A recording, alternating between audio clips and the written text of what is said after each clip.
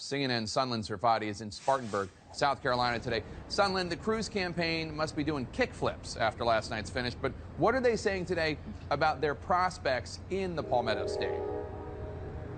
Well, the Cruz campaign, Jake, feels very strong about their path forward here in South Carolina. They feel that they've already invested a significant amount of time and money and groundwork here in this state. And Ted Cruz himself really raising the stakes here a bit in an email to supporters overnight, saying that South Carolina will be the tipping point in this race, but it will likely be a fierce and tough battle with Donald Trump ahead.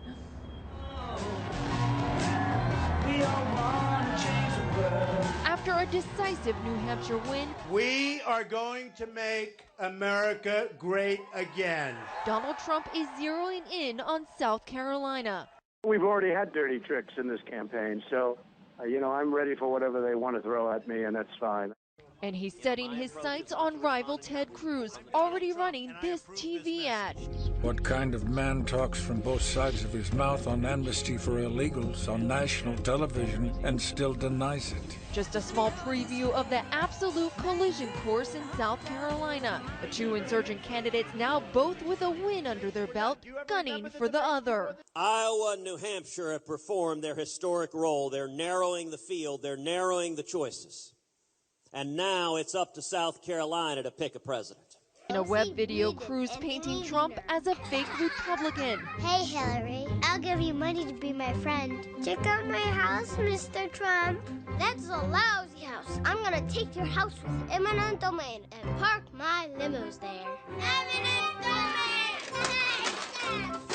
As they brace for impact, the dust settling from New Hampshire has left little clarity on who might emerge as the clear establishment candidate to take on the mantle as the alternative to Trump.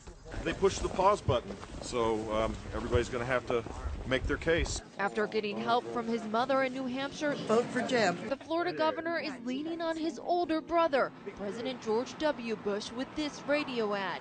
There's no doubt in my mind that Jeb Bush will be a great commander-in-chief for our military. An anticipated visit to the state, too.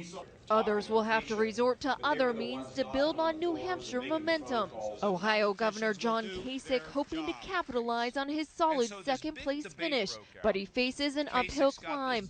Money, support, and infrastructure, all huge hurdles as he looks to survive until the campaign moves to the Midwest. Marco Rubio arriving today in South Carolina, bruised and looking to reboot.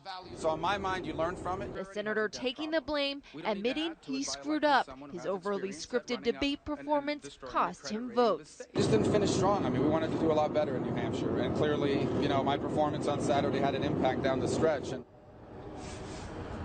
And the GOP field did get a little smaller today. Carly Fiorina dropping out of the race after her poor showing in New Hampshire. And CNN has also learned, according to sources close to the Chris Christie campaign, that tonight Chris Christie will also likely suspend his bid. Jake?